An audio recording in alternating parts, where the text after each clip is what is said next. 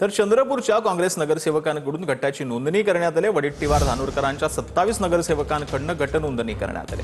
हायकमांडच्या हस्तक्षेपानंतर वाद मिटल्यानंतर दोन्ही गटाचे नगरसेवक एकत्र आले।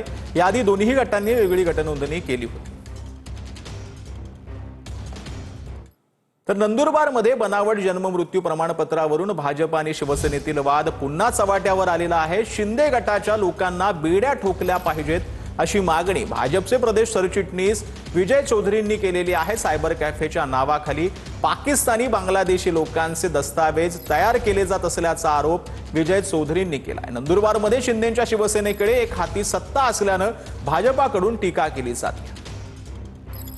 सायबर सेलमध्ये बनावट जन्म दाखले, मृत्यूचे दाखले, आधार कार्ड, रेशन कार्ड बनवण्याचं हे केंद्र होतं। जामिया इस्लामिया या संस्थेमध्ये सुरू होतं। गेल्या कित्येक दिवसापासून देशद्रोही पाकिस्तानी, बांगलादेशी आणि देशातील वेगवेगळ्या प्रांतातील मुसलमान ज्यांचा नंदुरबार जिल्ह्याशी संबंध नाही अशा नागरिकांना या ठिकाणी दाखला देण्याचं हे काम सातत्याने गेल्या 7 वर्षापासून सुरू होतं।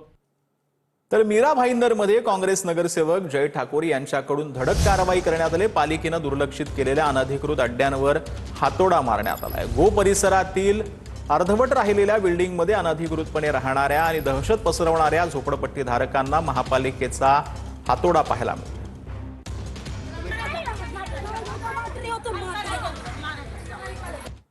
तर राष्ट्रवादीच्या विलीनीकरणासंदर्भातील चर्चांवरून सुजय विखेंनी टीका केली आहे। पक्षात घेण्यासाठी तुम्ही बळजबरी करू शकत नाही, आम्हाला घ्या अशी लाचारी कशासाठी, असं सुजय विखेंनी म्हटलं।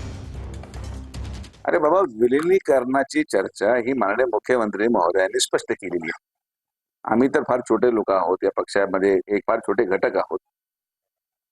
2 मुद्दे अतिशय स्पष्ट आहेत।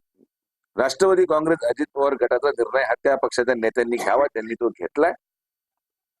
या व्यतिरिक्त त्यांना कुठला निर्णय घ्यायचा असेल तर माननीय मुख्यमंत्री महोदयांनी स्पष्ट केलेलं आहे की भारतीय जनता पार्टीमध्ये ते सरकारमध्ये आहेत। इतकी घाई काही लोकांना झालेली आहे।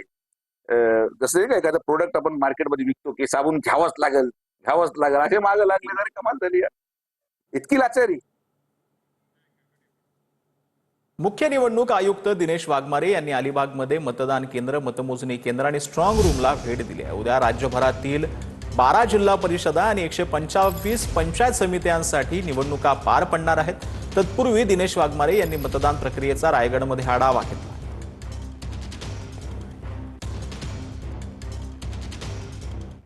तर मुंबईमध्ये मूकबधीर मुलीवर अत्याचार, बापाचंच डीएनए जुळलेला आहे। मुलगी गर्भवती राहिल्यानंतर 16 जणांचा डीएनए टेस्ट करण्यात आला। मुलीच्या जन्मदात्या बापानंच अत्याचार केल्यानं खळबळ माजली। दक्षिण मुंबईमध्ये घटनेबाबत गुन्हा दाखल करून अधिक चौकशी सुरू करण्यात आली आहे। आम्हाला कामा रुग्णालयातून रुग्ण संदेश प्राप्त झाला की 20 वर्षाची मतिमंद तरुणी ही 5 महिन्याची गरोदर आहे। एकूण 16 जणांची आम्ही डीएनए चाचणी केली। मुलीचे वडीलच त्या मुलाच्या फिमर बोनशी बायोलॉजिकल फादर असं मॅच आम्हाला अहवाल प्राप्त झाला। तिचे वडीलच त्या बाळाचे बायोलॉजिकल फादर आहेत याची खात्री पडल्यानंतर आपण दिनांक 28 जानेवारी रोजी तिच्या वडिलांना अटक केली।